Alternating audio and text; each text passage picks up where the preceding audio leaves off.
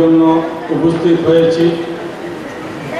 ইসলাম নারীর মধ্যে সম্পর্কে জনাব রাসূলুল্লাহ সাল্লাল্লাহু আলাইহি ওয়াসাল্লামের সাথে কটূক্তি করা হয়েছে, নারীদেরকে নিয়ে দুর্ব্যবহার করা হয়েছে।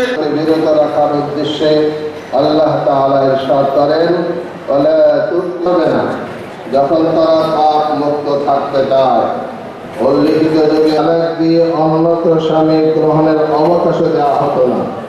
এই জাতীয় সেই কমিশনের পক্ষ থেকে সরকারের কাছে কতগুলি প্রস্তাব পেশ করেছে। এই প্রস্তাবগুলির অনেকগুলি প্রস্তাব শুধু যে কোরআন বিরোধী তাই নয়, শুধু যে নারীর মর্যাদা হানিকর তাই নয়, বরং চরম অশ্লীলতাপূর্ণ বটে। একদিকে কোরআন বিরোধী, অপরদিকে নারীর মর্যাদা বিরোধী, অপরদিকে শালীনতা বিরোধী। এই সমস্ত কোরআন বিরোধী প্রস্তাবগুলি যারা করতে পারে, যারা সমর্থন করে, এরা কোরআনের বিরুদ্ধে বিদ্রোহ করার কারণে এদের ইমানের লেশ মাত্র থাকে না, এরা বেঈমান, কাফের, মুরতাদ সাব্যস্ত হয়।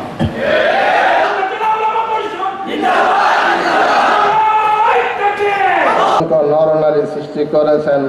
আল্লাহ ইরশাদ করেন, আমি কোরআনে হাকিম নারীর মর্যাদা অধিকার পুরুষ থেকে নারীকে ভিন্নভাবে দেখেননি, বরং যুগ যুগ ধরে সে তো মেহমানের মতো জিন্দিগি। এখন কথা হইলো যে নারীরা এখন এই দেশে কোরআন সুন্নাহ বিরোধী কোনো আইন করতে দেওয়া হবে না।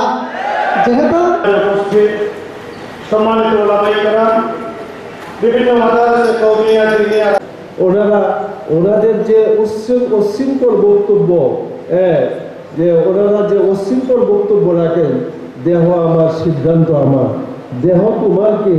দেহ তো আল্লাহ, তাই না? কি দেহ কার বলেন? মসজিদের মিম্বরে জনগণের কাছে প্রতিটি স্তরে পৌঁছে দিতে হবে।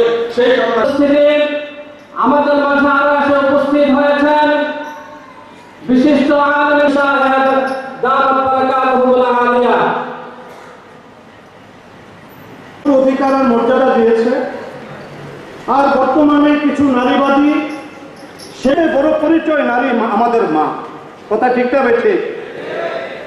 মায়ের সবচেয়ে বড় কষ্টের অবস্থাটা বর্ণনা করতে গিয়ে বলেছেন, মা সন্তানকে গর্ভে খুব কষ্ট হয়, এরপরে মা নামাজ পড়ে আল্লাহ পাক রব্বুল আলামিন সেই মাকে 80 রাকাত নফল নামাজ পড়ার সওয়াব দান করেন। আল্লাহ তাআলাকে জিজ্ঞাসা করে, মানে যেই ঘরে ছিলাম এটা বড় নিরাপদ